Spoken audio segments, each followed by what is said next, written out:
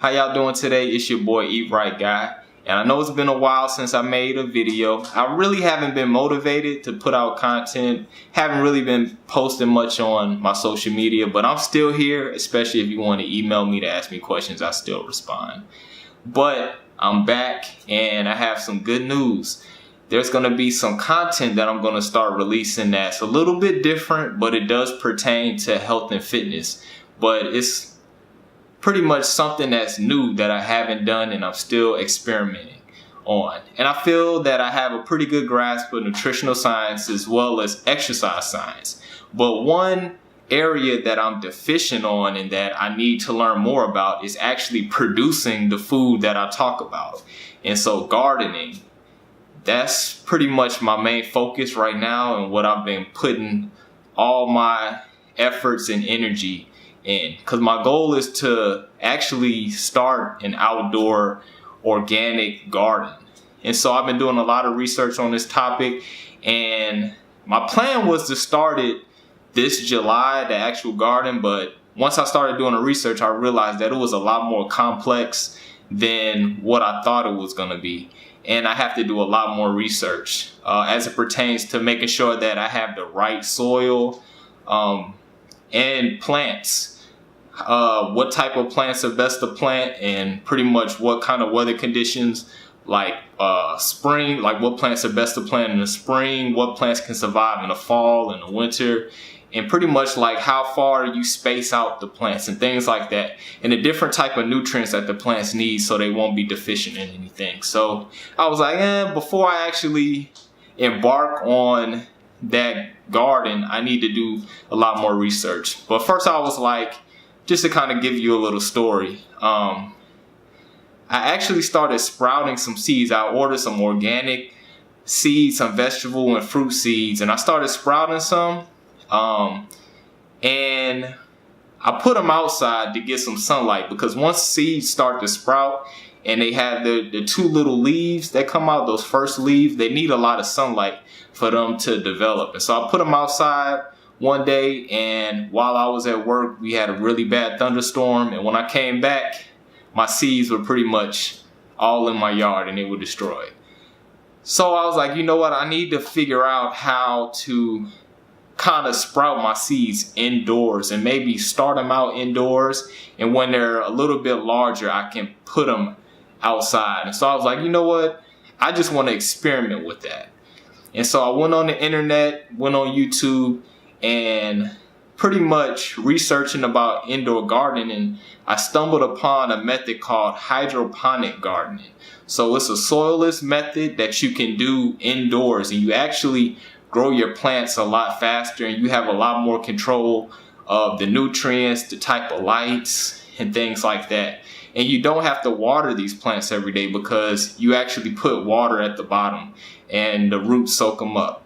And so it's kind of hard for me to explain, but I will make videos in the future more about that. But first, for this video, I just want to show you my setup, my indoor garden setup right now, and kind of go over a few things. And then, like I said, in future videos, I'm going to go over the things that I had to buy. And I'm going to show you progress, because right now I'm growing kale, cilantro, and lettuce. And my kale has already started sprouting. So I'm pretty excited about that. And I'm going to take y'all through the process of me developing this indoor garden. So let's see my setup real quick. All right, so here's my setup in my kitchen. And so this is pretty much everything I need to start off with. I still need to get some storage crates, and those are what I'm going to grow a lot of my plants in that third shelf. So let's start at the top. Right here, I have a digital scale. This is where I'm going to weigh my nutrients for my plants. So the type of nutrients I use, they're measured in ounces. And so that's what I got this scale for.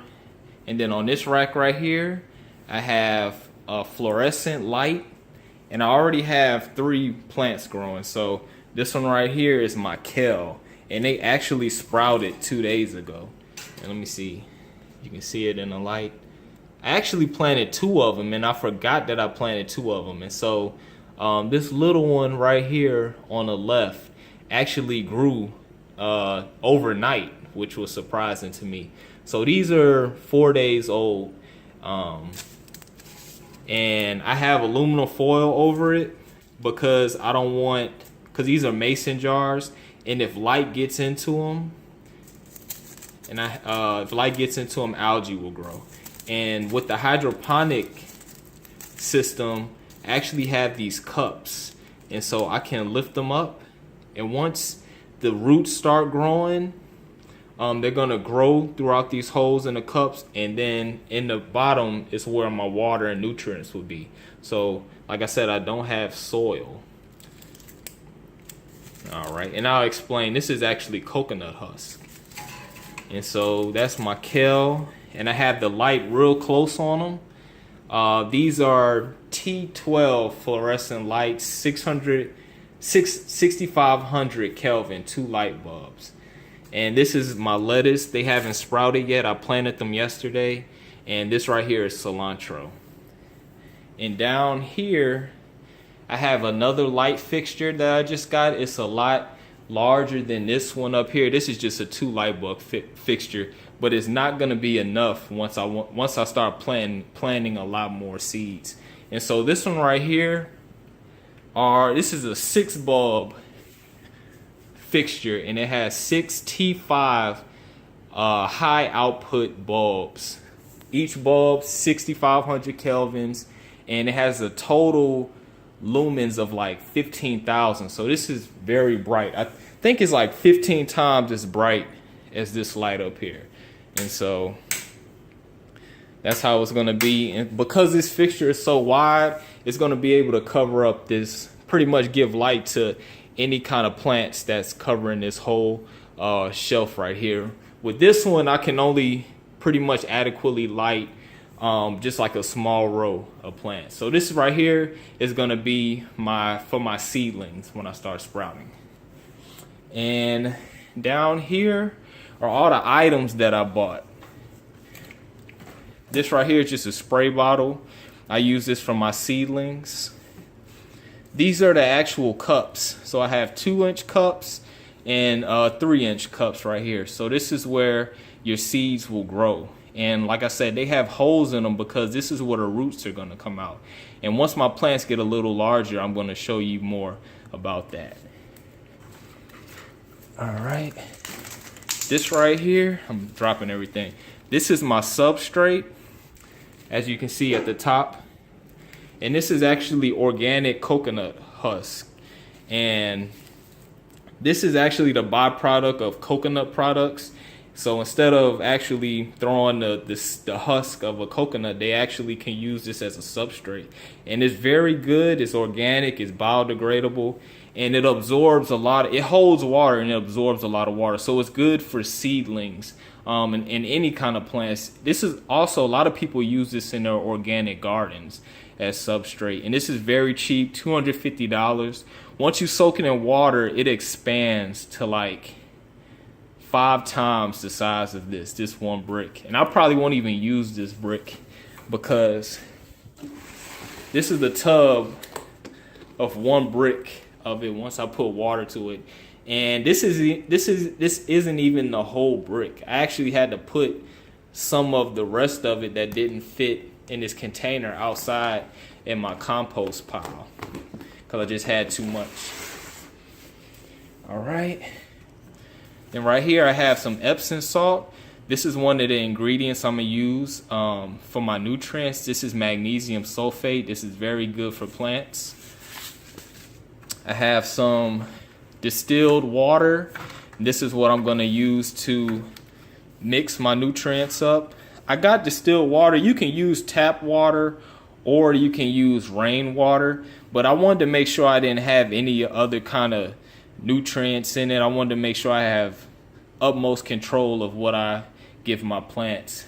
And these are my other nutrients. This is the master blend tomato and vegetable formula. So it has like nitrogen, potassium, some magnesium, the different macro and micronutrients that the plants need. I also have some more Epsom salt and calcium nitrate. So pretty much these are the 3 things that I'm gonna mix. So in 1 gallon, I'm gonna have 2 ounces of this, 2 ounces of this, and 1 ounce of that per gallon. So that's pretty much my plant food. And this is not organic. This is the only thing that's not organic about the plants that I'm going to be growing indoor. I did a lot of research on actually organic growing hydroponics, but it's really hard because all these 3 ingredients, they are water soluble, so they dissolve completely within a jug of water. So once I mix everything up, all these nutrients are going to be equally dispersed in this water. So I actually could have better control of the nutrients. But the problem with organic nutrients is that they don't dissolve in water that well. So you may have some nutrients that float at the bottom, that sit at the bottom. So whenever you start watering your plants, you're not going to get an equal distribution of nutrients. And so your plants can actually have nutrient deficiencies. And so you have to watch your plants a lot more, looking at like the color of the leaves, and just have to be knowledgeable of what different signs of like magnesium deficiencies or calcium deficiencies of your plants. And I'm not at that level yet. And they also said that organic like fertilizers actually will stink up your house. So I'm just going to start out with this. And then organic, it all depends on what organization you look at, because pretty much they have a lot of different organizations that have different certifications on organic. And so it's regulated differently by whatever type of government that you look at. So like the Europeans, Americans, there's a whole bunch of different standards for organic. So I've been looking into that. But like I said, some of these ingredients are actually inorganic. So it's not going to be totally organic. But the seeds that I use are organic. And then the substrate I use is organic. All right. This right here is a pH meter. I use this to test the water solution that I give to my plants, because plants actually require an acidic pH of their the water that you use. So, and I was testing the pH yesterday of my tap water, and it was like 8.8 to 9, so it's very alkaline. So then I have these right here. This is pH up. So if your solution is too acidic, this is a base formula, and it raises the pH. I forgot what's in this. It's probably potassium, which causes things to become more alkaline. That's why fruits and vegetables are alkaline, because one of the things they have a lot of is potassium. And then I have pH down, and this is if my water is too alkaline or too basic. And so I'll add this. This is I think this is phosphorus. So yeah, phosphorus right here. This is what causes the pH to go down. That's why foods like meats, a lot of dark soft drinks, and things like that, foods that are high in phosphorus are actually more acidic. So if you ever follow the alkaline diet, that's why. I have these pulleys that I ordered, but they didn't work too well. So I'm kind of using these hooks right here.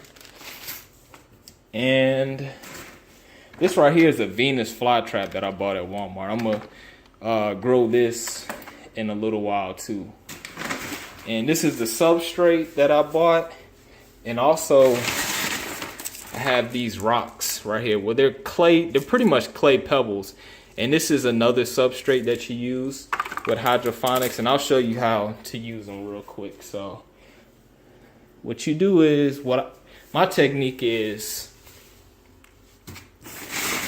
I take the pebbles, put them at the bottom of the cup, and this right here, these actually absorb water, and they allow for air to get through to the roots. And also, you don't even have to use this substrate right here. You can use these rocks by itself and actually plant the plant, and actually use these rocks to hold the plant in place. And the roots will grow throughout the rocks and then down through the holes into this cups into the solution.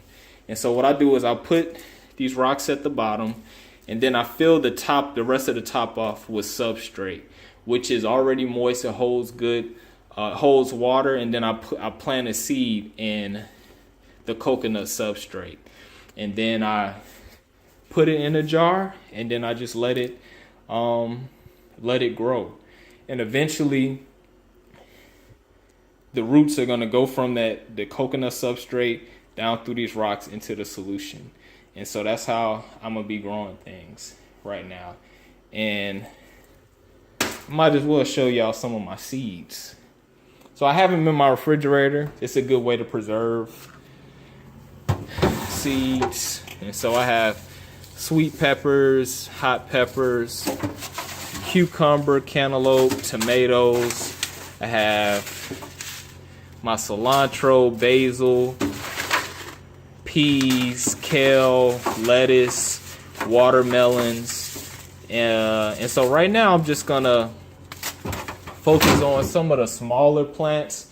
The watermelons, I'm gonna save that to when I do my outdoor gardening. But like I said, this is my setup right here. It's just the beginning. In a little while, this whole third rack is gonna be filled with plants. And this is gonna be another component of my channel, actually watching me grow plants and doing different experiments. So hopefully this was informative. If y'all have any more questions, I'm definitely gonna go through different things, my setup, especially like with the lighting system, going over the kelvins, the lumens, what's adequate lighting for these plants and things like that. And I'll go a little more in depth on the different solution that I'm gonna use and the different ratios. So like I said, hopefully y'all enjoyed this video.